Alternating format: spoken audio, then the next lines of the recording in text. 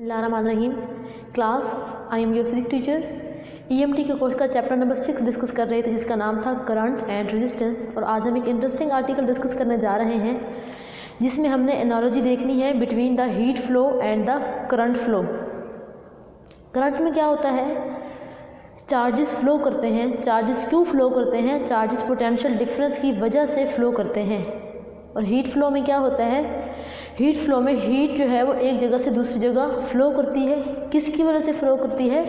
Heat जो है वो टेम्परेचर के डिफरेंस की वजह से फ्लो करती है।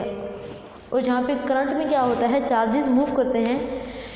किसकी वजह से मूव करते हैं? पोटेंशियल के डिफरेंस की वजह से चार्जेस जो है वो एक जगह से दूसरी जगह मूव करते हैं। और अब हम देखेंगे कि करंट के फ्लो में और हीट के फ्लो में एनालॉजी क्या है, इन दोनों के दरमियान में सिमिलरिटीज़ क्या है। हम सबसे पहले इन दोनों की इक्वेशंस को डिराइव कर लेते हैं, उसके बाद हम इनका आपस में इंटर रिलेट करेंगे कि करंट फ्लो को किस तरह से हम हीट फ्लो के साथ इंटर रिलेट या इंटर कनेक्ट कर सकते हैं, दोनों को किस तरह से सिमिलर मैनर से देखा जा सकता है। तो सबसे पहले हम ये देख लेते हैं कि हमारे पास कोई भी कंडक्टिंग वायर समझ लें या कोई भी कंडक्टिंग चीज़ समझ लें, जिसका एरिया जो है वो ए होगा और उसकी जो लेंथ है वो क्या होगी, dx होगी। अब उसमें से अगर हम उसको बैटरी से के साथ कनेक्ट कर देते हैं तो क्या होगा, पोटेंशियल डिफरेंस होगा। उस पोटेंशियल डिफरेंस की वजह से करंट क्या करेगा, करंट फ्लो करेगा। और अगर हम वहाँ पे ओहम्स लॉ को देखें तो ओहम्स लॉ हमारे पास क्या होता है, V = IR।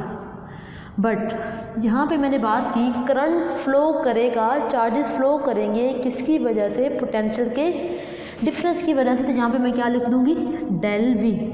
यहाँ से हम I को सेपरेट कर लें, I क्या हो जाएगा, del V divided by R। जितने चार्जेस मूव करते हुए जा रहे हैं उनको अगर टाइम के लिहाज से टाइम पे डिवाइड कर दी जाए तो हमारे पास क्या बन जाएगा, करंट। कितना करंट फ्लो करेगा, जितना पोटेंशियल का डिफरेंस मौजूद होगा, जितना पोटेंशियल ज़्यादा होगा उतना ही ज़्यादा करंट फ्लो करेगा। इसके बाद हमने क्या करना है, हमें पता है R क्या होता है, R = ρL/A। बट L की बात हम नहीं कर रहे, हम यहाँ पे L को dx कंसिडर कर रहे हैं। तो हम इस एक्सप्रेशन में R को अगर चेंज करें तो हमारे पास क्या बन जाएगा, I डेल V। R की जगह पे हम क्या लिखेंगे, ρdx डिवाइडेड बाय A। इसको मज़ीद सिंप्लीफाई करते हैं। हमें पता है रो क्या होता है, 1/σ, या सिग्मा क्या होता है, 1/ρ। मतलब रो जो है वो रेजिस्टिविटी होती है, सिग्मा जो है ये कंडक्टिविटी होती है। दोनों एक दूसरे के इन्वर्स में होते हैं, एक इंक्रीज़ होता है तो दूसरी क्या होती है, डिक्रीज़ होती है। तो हम इस 1/ρ को चेंज कर देंगे, किसके साथ चेंज कर देंगे, कंडक्टिविटी के साथ चेंज कर देंगे, इलेक्ट्रिकल कंडक्टिविटी के साथ। 1/ρ की जगह पे सिग्मा आ गया और क्या आ जाएगा, del V divided by dx, साथ में क्या आ जाएगा यहाँ पे A। और अब हम देख सकते हैं कि जहाँ पे हम माइनस का साइन मेंशन करेंगे, हम माइनस का साइन क्यों मेंशन करेंगे, एक्सप्रेशन क्या बन गया, -σA del V divided by dx।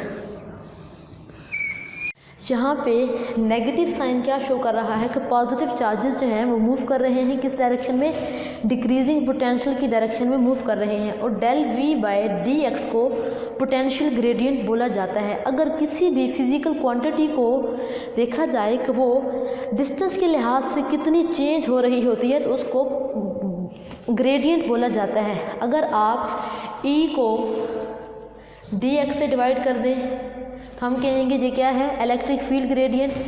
अगर आप V को dx से डिवाइड कर दें तो हम कहेंगे पोटेंशियल ग्रेडियंट। तो इधर हम क्या है, V को हमने dx के साथ डिवाइड किया तो इसको हम क्या कह रहे हैं, पोटेंशियल ग्रेडियंट। और यहाँ पे सिग्मा क्या है, थर्मल कंडक्टिविटी को शो कर रहा है कि ये मटेरियल कितना ज़्यादा अलाउ कर रहा है कि करंट जो है वो इजीली पास हो जाए। यहाँ पे एरिया क्या है, उस स्पेसिफिक मटेरियल का क्रॉस सेक्शनल एरिया है। अब हम आगे बढ़ते हैं और देखते हैं कि हीट फ्लो वो हम किस तरह से डिराइव कर सकते हैं। अब हीट जो है वो फ्लो करती है, हीट किस वजह से फ्लो करती है, टेम्परेचर के डिफरेंस की वजह से। सपोज हमारे पास कोई भी एक मटेरियल है जिसका एरिया जो है वो A है, इसके एरिया जो है वो A है। इसके अंदर अगर हम छोटा सा एक टुकड़ा ले लेते हैं, इसका सेगमेंट ले लेते हैं और हम कहते हैं उसकी जो लेंथ है वो क्या है, dx है, और इसमें से क्या कर रही है, हीट फ्लो कर रही है। इस टर्मिनल पे टेम्परेचर क्या होगा, ज़्यादा होगा, और इस टर्मिनल पे टेम्परेचर क्या होगा, कम होगा। तो हीट क्या करेगी, इस टर्मिनल से इस टर्मिनल की तरफ मूव करेगी, from higher temperature to lower temperature क्या करेगी, हीट मूव करेगी। और हमने यहाँ पे एक छोटा सा सेगमेंट कंसिडर किया जिसकी लेंथ जो है वो dx है, और हम इसमें से गुजरने वाली हीट को देखना चाह रहे हैं। और अगर हम देखें कि हीट कितनी फ़्लो कर रही है, तो हम कह सकते हैं A किसके बराबर होगा, जितनी एनर्जी जो है वो एक जगह से दूसरी जगह मूव कर रही है, तो क्या होगा, जूल पर सेकेंड, और इसका यूनिट क्या आ जाएगा, वाट। एक किस चीज़ को शो कर रहा है, एनर्जी के ट्रांसफ़र होने की शरह को बता रहा है। और अब हम ये एक्सपेरिमेंटली ऑब्जर्व करेंगे कि अगर ये जो हमने सेगमेंट लिया है इसका एरिया जितना ज़्यादा होगा तो क्या होगा, हीट का फ्लो जो है उतना ही ज़्यादा होगा। तो हम कह सकते हैं H is directly proportional to A। और उसके बाद एक्सपेरिमेंटली ये ऑब्ज़र्व किया गया कि अगर हीट इस सेगमेंट से इस सेगमेंट तक ट्रांसफ़र हो रही है, इसकी बात करें या हम इस छोटे सेगमेंट की बात करें कि अगर दो टर्मिनल्स के दरमियान लंबाई ज़्यादा हो जाती है तो हीट क्या करेगी, कम फ्लो करेगी। मतलब कि अगर इन दो टर्मिनल की लंबाई हम ज़्यादा कर दें, इसके साथ हम एक दूसरा टर्मिनल इस तरह से कोई मार्कर अटैच कर दें, तब क्या होगी, इसकी लेंथ ज़्यादा होगी। जब लेंथ ज़्यादा होगी तो हीट को एक टर्मिनल से दूसरे टर्मिनल में जाने के लिए टाइम क्या लगेगा, ज़्यादा। तो इसका मतलब है हीट क्या होगी, कम फ्लो होगी। तो हम कह सकते हैं हीट का लेंथ के साथ क्या होता है, इन्वर्स रिलेशन होता है। उसके बाद एक्सपेरिमेंटली ये ऑब्ज़र्व किया गया कि हीट का टेम्परेचर के डिफरेंस के साथ जो है वो डायरेक्ट रिलेशन होता है। अगर हम सेगमेंट की बात करें तो यहाँ पे टेम्परेचर क्या होगा, T + dt, और यहाँ पे टेम्परेचर क्या होगा, T। यहाँ इन दोनों टर्मिनल्स के दरमियान टेम्परेचर का डिफरेंस जितना ज़्यादा होगा, हीट उतनी ही ज़्यादा फ्लो करेगी। तो हम इन तीनों पैरामीटर्स को मिला के क्या कह सकते हैं कि H is directly proportional to A dt divided by dx। इसको हम किस तरह से लिखेंगे, हमारे पास क्या है, ये प्रोपोर्शनैलिटी कांस्टेंट है, तो इसको हम रिमूव करेंगे, यहाँ पे हम k को पुट करेंगे, तो हमारे पास H किसके बराबर आ जाएगा, H is equal to -k A dt divided by dx।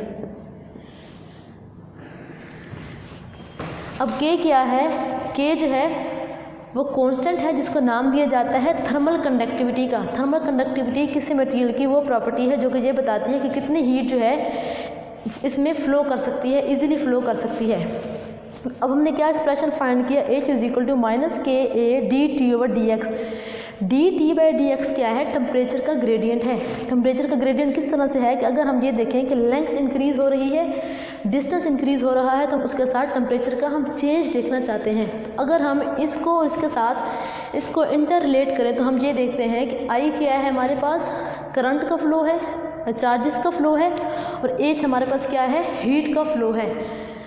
Sigma यहाँ पे क्या शो कर रहा है, इलेक्ट्रिकल कंडक्टिविटी को, और K यहाँ पे किस चीज़ को शो कर रहा है, थर्मल कंडक्टिविटी को। यहाँ पे नेगेटिव का साइन है और यहाँ पे भी नेगेटिव का साइन है। यहाँ पे नेगेटिव का साइन ये इंडिकेट कर रहा है कि पॉजिटिव चार्जेस जो हैं डिक्रीजिंग पोटेंशियल की तरफ जा रहे हैं। यहाँ पे नेगेटिव चार्ज ये शो कर रहा है कि हीट जो है वो हीट जो है फ्लो कर रही है हायर टेम्परेचर वाले टर्मिनल से लोअर टेम्परेचर वाले टर्मिनल की तरफ। और इसके साथ जहाँ पे भी एरिया का फैक्टर है और यहाँ पे भी एरिया का फैक्टर है। यहाँ पे डेल V/dx है, पोटेंशियल का ग्रेडियंट है, और यहाँ पे किस चीज़ का ग्रेडियंट है, टेम्परेचर का ग्रेडियंट है। तो इस तरह से हमने देख लिया कि करंट फ्लो और हीट फ्लो में बहुत ज़्यादा एनालॉजी है, दोनों एक दूसरे के सिमिलर हैं, हम इन दोनों को इंटर रिलेट कर सकते हैं। तो इससे हम ये कंक्लूड कर सकते हैं कि ऐसे मटेरियल जिनमें करंट इजीली फ़्लो कर सकता है तो उनमें हीट भी इजीली फ़्लो करेगी। तो मेटल्स हमारे पास ऐसे मटेरियल हैं जिनमें करंट जो है वो भी इजीली फ़्लो करता है और हीट जो है वो भी इजीली फ़्लो करती है। तो हमारा जो आज के बेसिक पर्पस था, हमने हीट फ्लो का फार्मूला निकाला जो कि -k dt/dx था, और करंट फ्लो का फार्मूला निकाला जो कि क्या था, -σA del V/del del x। इन दोनों को हमने इंटर रिलेट करना था और हम ये देख चुके हैं कि दोनों में बहुत क्लोज एनालॉजी है, दोनों एक दूसरे के सिमिलर हैं।